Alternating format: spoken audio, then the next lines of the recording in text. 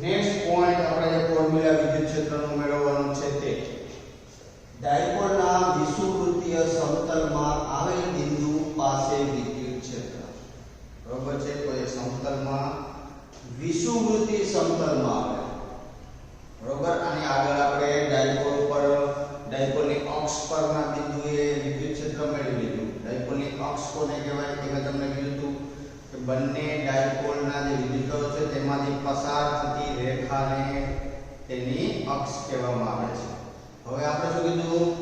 ડાયપોલના વિષુવવૃત્તીય સમતલમાં આવેલ બિંદુ પાસે વિદ્યુત ક્ષેત્ર. તો વિદ્યુત ક્ષેત્ર મેળવવા માટે ફર્સ્ટ આપણી પાસે આ વર્ડ આવશે. ફર્સ્ટ આપણે આ વર્ડ ઉપર ધ્યાન દેવાનું છે, વિષુવવૃત્તીય સમતલ. તે વિષુવવૃત્તીય સમતલ કોને કહેવાય છે? તો જો ફર્સ્ટ ધારો કે આપણી પાસે આ પ્લસ q વિદ્યુતભાર છે અને આ બાજુ માઈનસ q વિદ્યુતભાર છે. તો આકૃતિ જે પ્રમાણે તમે એક એક નામ આપતા જાઓ એ જ પ્રમાણે તમારે ગુજરાતીમાં તેનું વર્ણન હંમેશા લખતું જવાનું. જે પોઈન્ટ લખો છો એ અહીંયા આપણે વર્ણન દર્શાવવાનું. એનું કારણ એ છે કે તમે એક સાથે આકૃતિ ડ્રો કરી નાખો અને પછી વર્ણન લખો તો એ તમને સમજાશે નહીં. એની કરતાં બેટર છે કે એક એક વસ્તુ લખતા જાઓ અને આકૃતિમાં સ્ટેપ બાય સ્ટેપ આગળ વધતા જાઓ. તો જો ફર્સ્ટ પહેલું કામ આપણે કરશું ડાયપોલ વિશે. ડાયપોલ વિશે માહિતી આપી દઈશું. બરોબર છે. આ આપણી પાસે ઉગમ બિંદુ O છે. બરોબર. હવે આકૃતિમાં બરોબર છે. આકૃતિમાં આપણે ફર્સ્ટ ડાયપોલ વિશેની માહિતી આપીએ. તો ડાયપોલમાં પ્લસ q અને માઈનસ q વિદ્યુતભાર હશે અને તે 2a જેટલા કોઈ નિશ્ચિત અંતરે હશે. તો આ વસ્તુ આપણે અહીંયા લખી નાખીએ કે આકૃતિમાં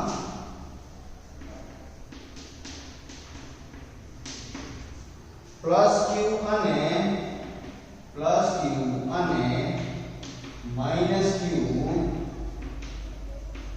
વિદ્યુતભાર પ્લસ q અને માઈનસ q વિદ્યુતભાર ધરાવતી એક ડાયપોલ વિદ્યુતભાર અહીંયા કન્ટિન્યુ કરશું. વિદ્યુતભાર ધરાવતી એક ડાયપોલ 2a જેટલા નિશ્ચિત અંતરે 2a જેટલા નિશ્ચિત અંતરે મૂકેલી છે તથા બીજી વસ્તુ તથા તેનું મધ્ય બિંદુ O છે. તથા તેનું શું છે? મધ્ય બિંદુ O. મધ્ય બિંદુ O છે. તો જો મધ્ય બિંદુ O હોય તો આપણે જે વસ્તુ અહીંયા શરૂઆતમાં કીધી કે આ બંને વચ્ચેનું અંતર 2a જેટલું છે. તો જો મધ્ય બિંદુ A હોય તો આટલું અંતર મારું થશે a જેટલું અને આ બાજુથી આટલું અંતર પર થશે મારું a જેટલું થશે. બરોબર. આ જેટલા જો સ્મોલ a જેટલું અને અહીંયા પણ સ્મોલ a જેટલું અંતર થશે. કેમ કે ટોટલ અંતર આપણી પાસે 2a છે તો એનું અડધું કરો તો a થઈ જશે. તો આટલી વસ્તુ આપણે વાત કરી પેલા ડાયપોલ. બરોબર. હવે આપણે વ્યાખ્યા અને આગળ પણ મેં સમતલની અક્ષની વ્યાખ્યા લખાવી હતી. તો અહીંયા પણ હું તમને વ્યાખ્યા લખાવીશ તમારા જસ્ટ નોલેજ માટે. તે વિષુવવૃત્તીય સમતલ કોને કહેવાય? વ્યાખ્યા કોની હશે? વિષુવવૃત્તીય સમતલની. તો જો વિષુવવૃત્તીય સમતલ માટે બે વિદ્યુતભારોને જોડતી રેખાના મધ્ય બિંદુ માંથી લંબ રૂપે પસાર થતી રેખાને અથવા તો લંબ રૂપે પસાર થતી રેખાના સમતલને વિષુવવૃત્તીય સમતલ કહેવાય. બરોબર છે. તો હવે જુઓ બે વિદ્યુતભાર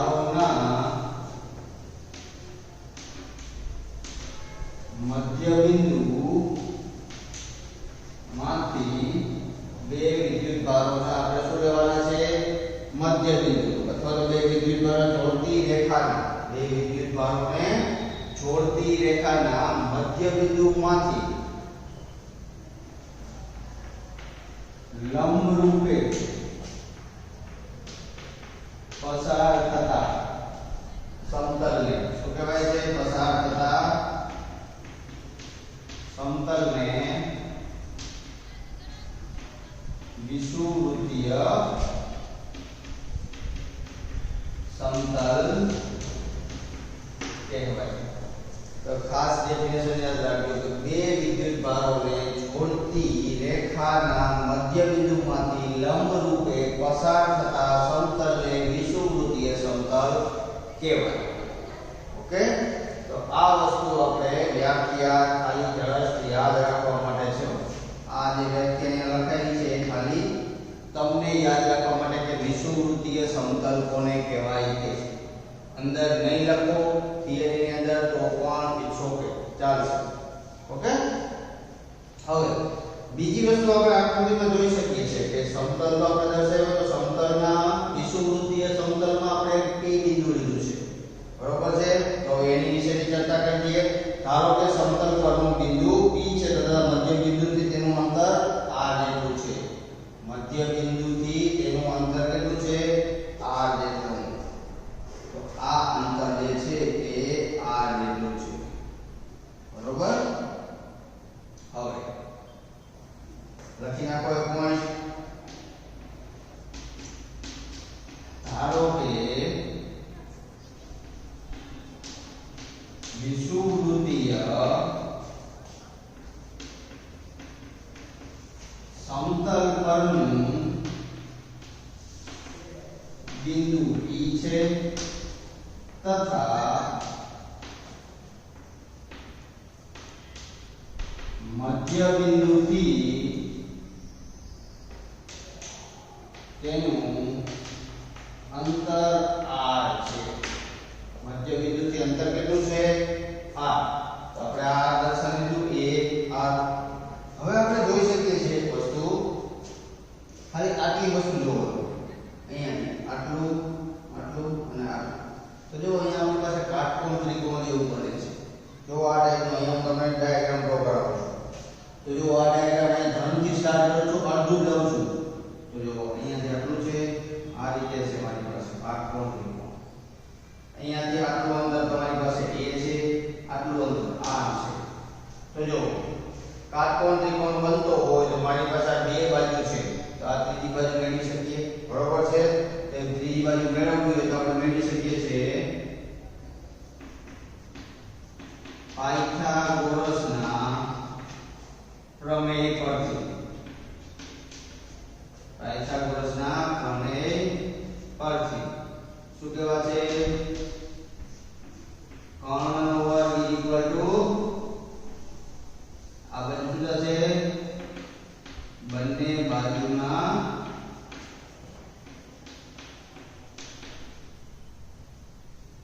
સરવાળાનો વર્ગ. બંને બાજુના સરવાળાનો વર્ગ. તો ઇઝ ઇક્વલ ટુ શું થશે? એક બાજુ a છે તો એનો a² પ્લસ બીજી બાજુ r². r² તો અહીંયા કર્ણ અમારી પાસે મળી ગયો. તેનો મતલબ આ બાજુ મળી ગઈ. ઈ બાજુ કઈ છે?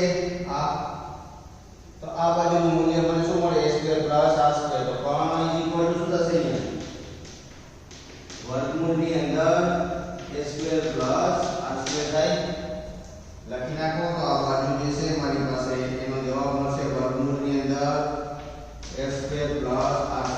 એ રીતના આ પાસે એમ થશે કેમ કે a છે અંતર અને અહીંયા r છે. તો આ શું થશે મારી પાસે? વર્ગમૂળમાં a² પ્લસ r². જો ખાસ ધ્યાન રાખજો કઈ જગ્યાએ ક્યાંથી આવે છે બધી વસ્તુ.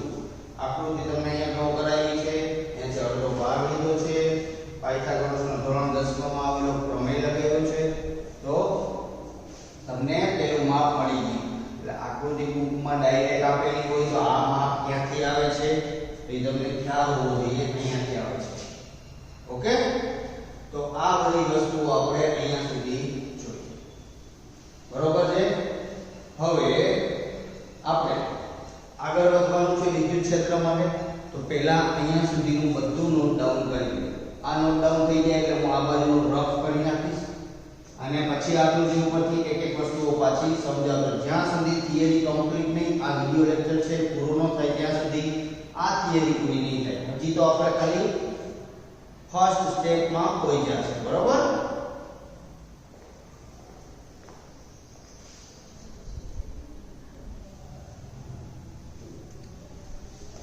ચાલો હવે આપણે આપણા આગળ વધીએ થિયરીમાં. તો હવે આપણે મેળવવાનું છે P બિંદુ પાસે વિદ્યુત ક્ષેત્ર. આપણે વાત પહેલા એ જ કરી કે વિષુવવૃત્તીય સમતલ ઉપર કોઈ બિંદુ આવેલું હોય તો તેની ઉપર વિદ્યુત ક્ષેત્રનું મૂલ્ય. તો જો આપણી પાસે ટોટલ બે વિદ્યુત ભાર છે, એક ધન છે અને એક ઋણ છે. તો પહેલી વસ્તુ તો આપણે એ નોટ ડાઉન કરીએ કે આ ધન વિદ્યુત ભારના લીધે બિંદુ P પાસે મળતું વિદ્યુત ક્ષેત્ર. તો જો આપણને ખબર છે ધન વિદ્યુત ભારની આપણે જ્યારે વાત કરીએ ત્યારે વિદ્યુત ક્ષેત્ર છે એ દૂર જતી દિશામાં મળશે. શું મળશે? દૂર જતી દિશામાં. તો દૂર જતી દિશામાં મેળવવું હોય તો વિદ્યુત ક્ષેત્ર મને આ પ્રકારે મળશે, અહીંયાથી ઉપર તરફની દિશા, બરોબર? અને એ કેના છે લીધે છે? ધન વિદ્યુત ભાર. તો એને હું ધારો કે મારે નામ આપવું હોય તો E+ નામ આપી શકું છું, બરોબર? એ રીતના અહીંયા મારી પાસે ઋણ વિદ્યુત ભાર છે. તો આ ઋણ વિદ્યુત ભારના લીધે આ બિંદુ ઉપર ઉદ્ભવતું વિદ્યુત ક્ષેત્ર એની તરફની દિશામાં હોય, કેમ કે ઋણ છે. ધન હોય તો બહારની દિશામાં, ઋણ હોય તો પોતાની તરફ. તો આ બિંદુથી આ વિદ્યુત ભાર તરફની દિશા થશે આ દિશા થશે. એને આપણે E- વડે દર્શાવીએ. E+ અને E-. પ્લસ શું દર્શાવે? ધન વિદ્યુત ભારના લીધે અને માઈનસ છે ઋણના લીધે, બરોબર છે? અને આ જે મૂલ્ય જે છે એ આપણે હવે એનો પરિણામી સદિશ મેળવવાનો થશે. તો જો શરૂઆતમાં આપણે સ્ટેપ બાય સ્ટેપ થિયરીમાં આગળ વધી જશે. શરૂઆતમાં ડિસ્ક્રિપ્શન લીધું, આ મૂલ્ય ક્યાંથી આવે એ તમને દર્શાવ્યું. હવે આપણે વિદ્યુત ક્ષેત્ર ઉપર જઈએ છીએ. તો વિદ્યુત ક્ષેત્ર માટે આપણે બે વિદ્યુત ભાર છે, તો એનો મતલબ મારે બંનેને વારાફરતી એપ્લાય કરવા પડશે. અહીંયા આ બિંદુ પાસે તો પહેલા ધન એપ્લાય કરો, પછી ઋણ એપ્લાય કરો. તો ધનના કારણે દૂર જતી દિશામાં હશે, ઋણના કારણે એના તરફની દિશામાં હશે. તો આના વિશે આપણે વાત કરીએ. અને બીજી વાત, જો આ બંને વિદ્યુત ભારના મૂલ્ય સમાન છે, ભલે એક ધન છે અને એક ઋણ છે, તો બંનેના મૂલ્યો સમાન છે. બંને વચ્ચેનું અંતર પણ P બિંદુનું સમાન છે. તો વિદ્યુત ભારોના મૂલ્ય સમાન હોય અને તેમની વચ્ચેનું અંતર સમાન હોય તો વિદ્યુત ક્ષેત્રનું મૂલ્ય પણ શું થશે? હંમેશા સમાન જ થશે. વિદ્યુત ક્ષેત્રનું મૂલ્ય પણ તમને સમાન જ મળશે. તો આ વસ્તુ આપણે નોટ ડાઉન કરી લઈએ કે અહીં +Q અને -Q વિદ્યુત ભારોથી અહીં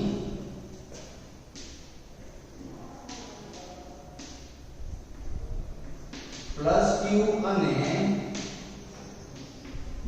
-Q વિદ્યુત ભારોથી બિંદુ P નું અંતર સમાન છે તથા બંને વિદ્યુત ભારોના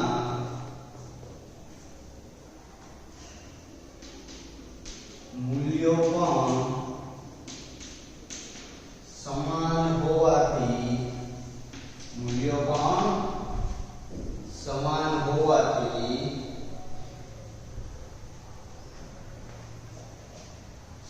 હોવાથી બિંદુ P પાસે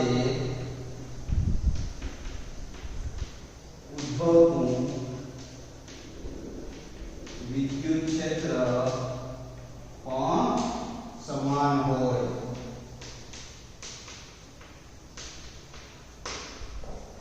બરોબર છે? યાદ રાખજો, અંતર અને બંને વિદ્યુત ભારના મૂલ્ય સમાન હોય તો મળતું વિદ્યુત ક્ષેત્ર પણ શું હશે? હંમેશા સમાન જ હશે.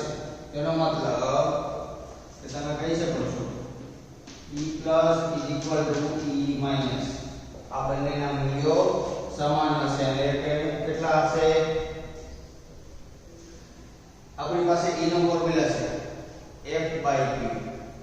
f by q ઓકે તો આપણી પાસે મૂલ્ય અથવા તો વિદ્યુત ક્ષેત્રનું મૂલ્ય છે kq r2 આપણે અદિશ સ્વરૂપમાં ઓલરેડી દાખલામાં યુઝ કર્યું છે kq r2 તો અહીંયા શું થઈ જશે k q છેદમાં r2 નો મતલબ થશે અંતરનો વર્ગ જો મારી પાસે આ અંતર કેટલું છે વર્ગમૂળ s2 r2 કેમ કે આપણે e પ્લસ ની વાત કરીએ છીએ તો ક્યાં તો આ વિદ્યુત ભારના લીધે મળતું વિદ્યુત ક્ષેત્ર અથવા તો આ વિદ્યુત ભાર બેમાંથી કોઈ પણ એક લઈ શકો છો તો આ અંતરનો વર્ગ થશે તો જો kq r2 એટલે કે વર્ગમૂળની અંદર s2 r2 નો વર્ગ તો વર્ગ અને વર્ગમૂળ કેન્સલ કરો તો જવાબ મળશે તમને kq ના છેદમાં s2 r2 આને આપી દે સમીકરણ 1 ના આને આપી દે સમીકરણ 1 ના બરોબર હવે આ તો મને શું મળ્યું છે ખાલી મૂલ્ય મળ્યું ને મારે દિશાની જરૂર પડશે કેમ કે આપણે સદિશ સ્વરૂપની વાત કરશું તો દિશાની જરૂર પડે તો હવે જો તમે દિશા મેળવવા માટે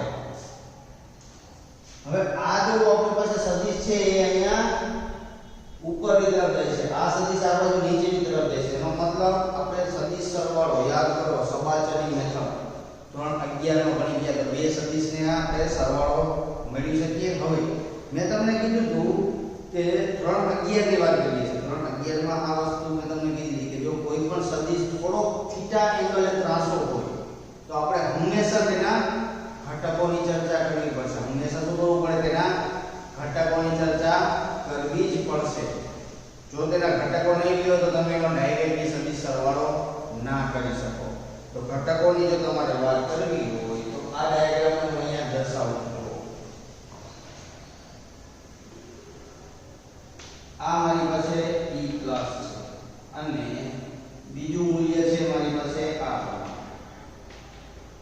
e માઈનસ આ રીતે છે એક ઉપરની તરફ આ રીતના જાય છે આમ અને બીજો છે નીચેની તરફ આ રીતના જાય છે બરોબર છે તો હવે આના ઘટકો વિશેની વાત કરીએ આપણે તો ધારો કે મારી પાસે આ એંગલ થીટા છે આ એંગલ છે થીટા એનો મતલબ અહીંયા એંગલ શું થશે થીટા જ થશે તો આ એંગલ મારો શું થશે થીટા અને આ એંગલ મારો થશે થીટા બરોબર હવે આપણે ઘટકો મેળવવા હોય તો આપણને ખબર જ છે આ થીટાની પાસેની બાજુ છે આ ઉપરની વાત કરું છું નીચે ઉતરી જાવ ઉપરનું આ થીટાની પાસેની બાજુ છે તો પાસેની બાજુમાં હંમેશા આપણે ઘટકમાં cos થીટા લઈએ છીએ તો cos થીટા માટે શું થઈ જશે અહીંયા e cos થીટા આ દિશામાં છે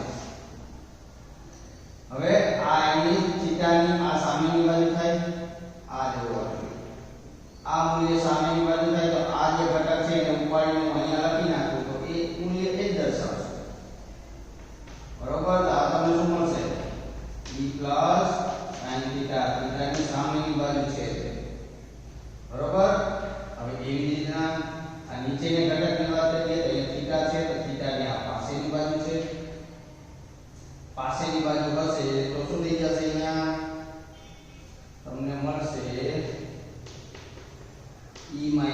cos થીટા મળે હવે આ થીટાની સામેની બાજુ થશે તો અહીંયા જે મૂલ્ય મળશે આ જે મૂલ્ય મળશે એને હું ઉપાડી અને અહીંયા લખી શકું તો જો આ મૂલ્ય તમને શું મળશે e sin થીટા મળશે તો આ ડાયાગ્રામ જો અહીંયાથી ઘટકો સ્વરૂપમાં આ પ્રકારે થશે ઘટકો કઈ રીતના લખવા દે એક વખત પાછું સમજાવી દઉં છું જો e પ્લસ આ દિશામાં છે e માઈનસ આ દિશામાં આપણે દર્શાવ્યા e પ્લસ ઉપરની તરફ e માઈનસ નીચેની તરફ પહેલા હું ઉપરની જ વાત કરું છું આ કોણ થીટા એંગલ છે આ સદિશ તો થીટાની પાસેની બાજુ છે cos થીટામાં આવે તો e cos થીટા લખાય ઘટક હવે એનો આપણે થીટાની સામેની બાજુ છે તેનો y ઘટક લખવો હોય તો સામેની બાજુ અહીંયા છે તેને ઉપાડીને અહીંયા લખી શકું બરોબર આ બંને મૂલ્ય સેમ જ છે બરોબર એ sin થીટા થશે એવી રીતના આ નીચેના પાર્ટની વાત કરું તો થીટાની પાસેની બાજુ તો અહીંયા e cos થીટા આ બાજુ તો આ થઈ ગયો આપણો P બિંદુ પાસે પરિણામી વિદ્યુત ક્ષેત્ર બરોબર તો જો હવે મારે પરિણામી વિદ્યુત ક્ષેત્ર મેળવવું હોય તો એક વસ્તુ નોટિસ કરી શકો છો E sin θ છે ઉપર અહીંયા E sin θ છે E અને E નું મૂલ્ય સમાન છે E અને E નું મૂલ્ય સમાન છે આપણે અહીંયા જ વાત કરી ને ઉપર sin θ છે નીચે sin θ છે એનો મતલબ ઉપર લાગતું ઉપરનો ઘટક અને નીચેનો ઘટક આ બંને ઘટકો સમાન જ છે ને પણ બંનેની દિશા કઈ છે પરસ્પર વિરુદ્ધ છે પરસ્પર વિરુદ્ધ દિશા હોય તેનો મતલબ એક ધન છે બીજો ઋણ છે તો એ બંને એકબીજાની અસરને નાબૂદ કરશે તેનો મતલબ આપણે આ બે ઘટકો ગણવાના જ નથી બરોબર છે તો P બિંદુ આ છે આ મારું P બિંદુ છે તો P બિંદુ પાસે જે આને શિરોલંબ ઘટકો કહેવાય તો આ શિરોલંબ ઘટકો બંને જે છે એ P બિંદુ પાસે સામસામે પરસ્પર પોતાની અસરને નાબૂદ કરશે તેનો મતલબ આ બંને 0 થશે તો ખાલી વધશે આ ઘટકો બરોબર તમારે નામ લખવું તે લખી નાખવા ઉપર લખો છો એને શિરોલંબ ઘટકો કહેવાય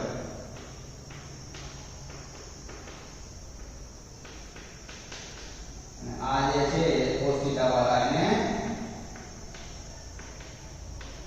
સમક્ષિતિજ ઘટકો બરોબર તો હવે બિંદુ P પાસે પરિણામી વિદ્યુત ક્ષેત્ર બરોબર આપણે હવે શું વાત કરીએ બિંદુ P પાસે પરિણામી વિદ્યુત ક્ષેત્ર બરોબર છે તો વિદ્યુત ક્ષેત્ર તમારે મેળવવું હોય તો સંતુલન સ્થિતિમાં શિરોલંબ ઘટકો શું થશે 0 બરોબર તો પેલા વાક્ય લખી નાખો કે સંતુલન સ્થિતિમાં શિરોલંબ ઘટકો પરસ્પર એકબીજાની અસર નાબૂદ કરશે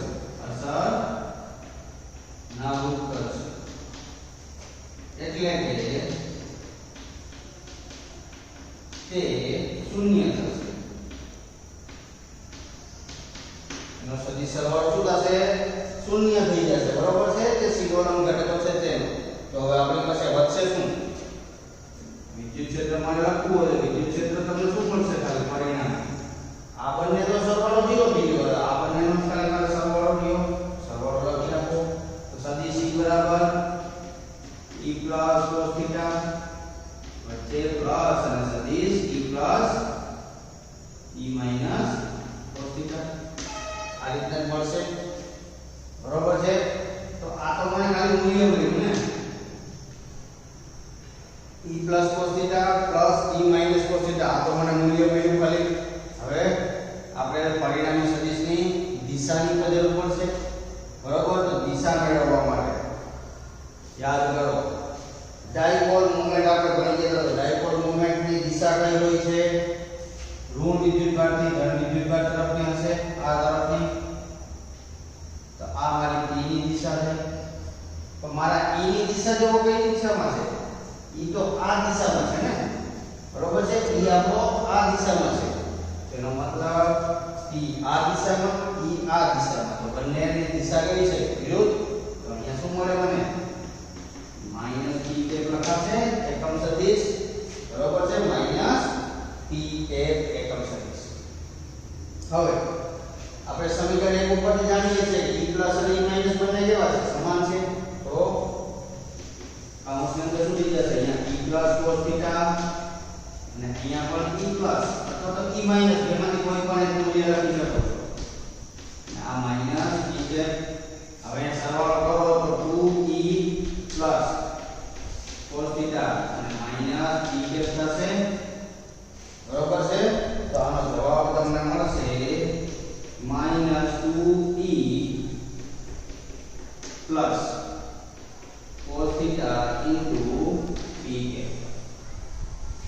તો આ મળી મને વિદ્યુત ક્ષેત્ર હજી આપણે સમીકરણ 1 મૂકી અને આગળ વધવાના છે બરોબર પણ ખાસ ધ્યાન રાખજો કઈ રીતના ક્યાંથી કઈ વસ્તુ આવી છે તે દિશા કઈ રીતના લીધી, ઘટકો કઈ રીતના લીધા છે, આ બધી વસ્તુઓ તમને કહી દીધી. સંતુલન સ્થિતિ હશે ત્યારે ઉપરનો ઘટક અને નીચેનો ઘટક શૂન્ય થઈ જશે. ખાલી આપણી પાસે એક જ ઘટક વધશે, સમક્ષિતિજ ઘટક વધશે.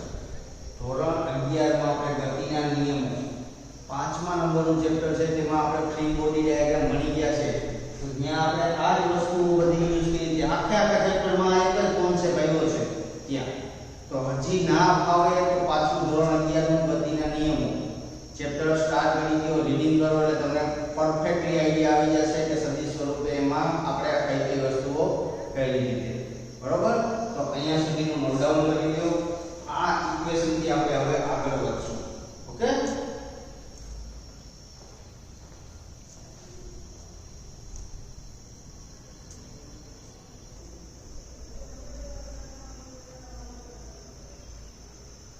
ચાલો હવે જે આપણું લાસ્ટ જે ઇક્વેશન લખેલું હતું ત્યાંથી આપણે સ્ટાર્ટ કરી દઈએ. તો જો સમીકરણ 1 તમે નામ આપ્યું હતું, ત્યાં e પ્લસ નું મૂલ્ય હતું, એ મૂલ્ય આપણે અહીંયા લખી નાખીએ. તો જો -2 ના -2 e પ્લસ નું મૂલ્ય શું હતું? kq ના છેદમાં r² + s² હતું ઇન્ટુ cos θ ઇન્ટુ pz થશે. બરોબર છે? હવે આપણી પાસે ત્રિકોણ છે. આ ત્રિકોણ જો હું અહીંયા ડ્રો કરું છું. ત્રિકોણ ખાસ ઇમ્પોર્ટન્ટ છે, યાદ રાખજો. અહીંયા મારી પાસે a છે, આ r છે, અને અહીંયા છે આપણી પાસે a² + r² નો 1/2 ઘાત. આ મારી પાસે θ છે. હવે અહીંયાથી cos θ નું મૂલ્ય બરાબર એવું હોય તો જો આ આકૃતિ ઉપરથી બરોબર cos θ બરાબર મૂલ્ય શું થાય? cos θ એટલે પાસેની બાજુ ભાગ્યા કર્ણ. તો cos θ પાસેની બાજુ છેદમાં કર્ણ. તો જો આ θ ની પાસેની બાજુ છે a, તો θ ની પાસેની બાજુ a આવશે અને છેદમાં કર્ણ શું થશે? a² + r² ની 1/2 ઘાત છે. આને ઉપર મૂકી દઈએ તો સદિશ e = -2 kq ના છેદમાં આ તો હતું જ r² + s² અને ગુણાકારમાં શું આવશે? a ના છેદમાં s² + r² ની 1/2 ઘાત ઇન્ટુ pk. હજુ આ છેદમાં અહીંયા ઘાત 1 છે અને અહીંયા 1/2. તો આપણી પાસે x * x હોય તો આપણે શું કરીએ છીએ? સરવાળો કરીએ છીએ. બરોબર? એક્ચ્યુઅલી જો તમને અહીંયા ઉદાહરણ તરીકે આપું તો x * x લખો, ઉપર ઘાત 1 છે તો અહીંયા x² લખો, 1 + 1 એટલે તમે x² * x હોય તો અહીંયા ઘાત 1 છે તો 2 ને 1 3 એટલે x ની 3 ઘાત. એવી રીતે અહીંયા 1 છે, અહીંયા 1/2 છે તો 1 + 1/2 થશે. શું થશે? 1 + 1/2. તો ટોટલ કેટલી ઘાત થશે? -2 kq બરોબર a ના છેદમાં r² + s² ની 1 + 1/2 ઇન્ટુ pk. બરોબર છે? હવે જો આ સમીકરણ છે તેને માઈનસ અને આ રીતે લખું છું 2kq ના છેદમાં r² + s² ની 3/2 ઘાત ઇન્ટુ pk. બરોબર? હવે આપણે ભણી ગયા ડાયપોલ મોમેન્ટ ના સમીકરણ ઉપરથી. આપણે શું ભણી ગયા?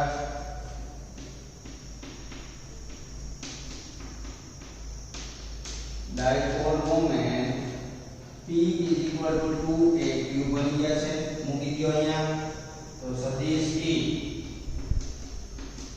બરાબર -a ઇન્ટુ આના બરાબર થશે p, kp ના છેદમાં r² + s² ને 3/2 ઘાત ઇન્ટુ pk. બરોબર છે? તો આ વસ્તુ મળી ગઈ આપણને. હવે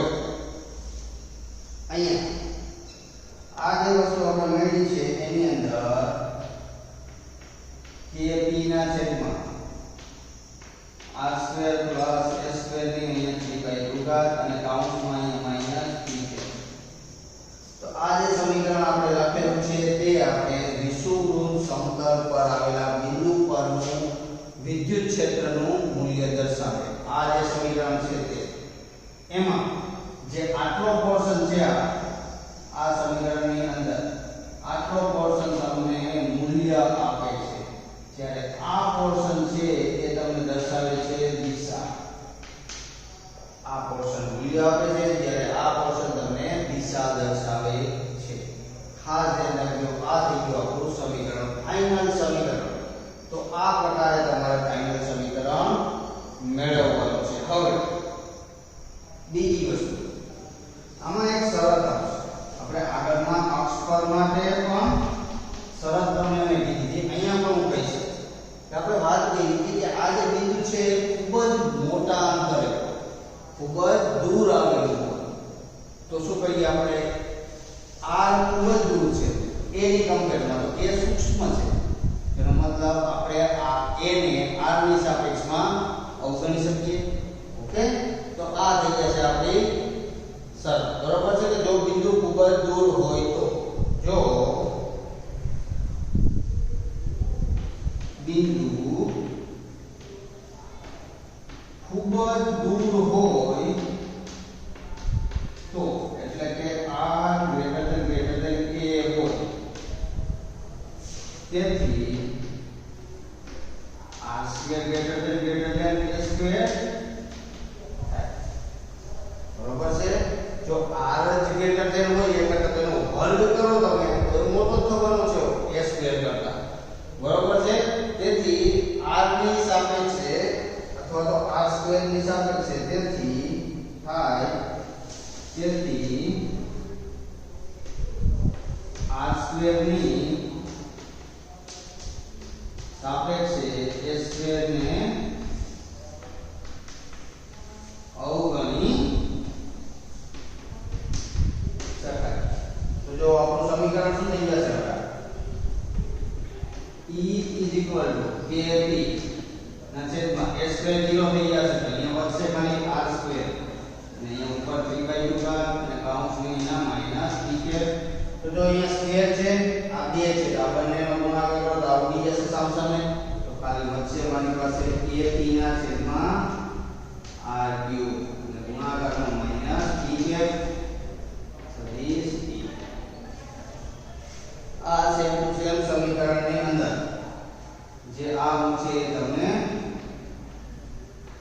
મૂલ્ય દર્શાવે છે, ત્યારે આ છે તમને દિશા દર્શાવે છે. દિશામાં તમે જોઈ શકો છો કે વિદ્યુત ક્ષેત્રની જે દિશા છે તે આપણી જે ડાયપોલ મોમેન્ટની વિરુદ્ધ દિશામાં છે. બરોબર છે, આ મૂલ્ય શું કરશે, આપણે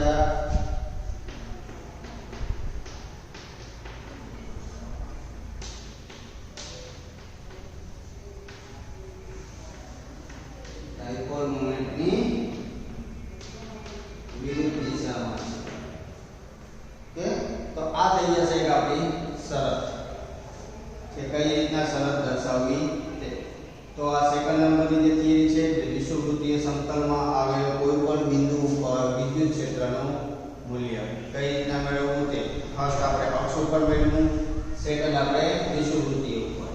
તો જે થિયરી છે આખી એ શાંતિથી બેસી અને ઇક્વેશન સમીકરણ કઈ રીતના મેળવીએ છીએ તે વસ્તુ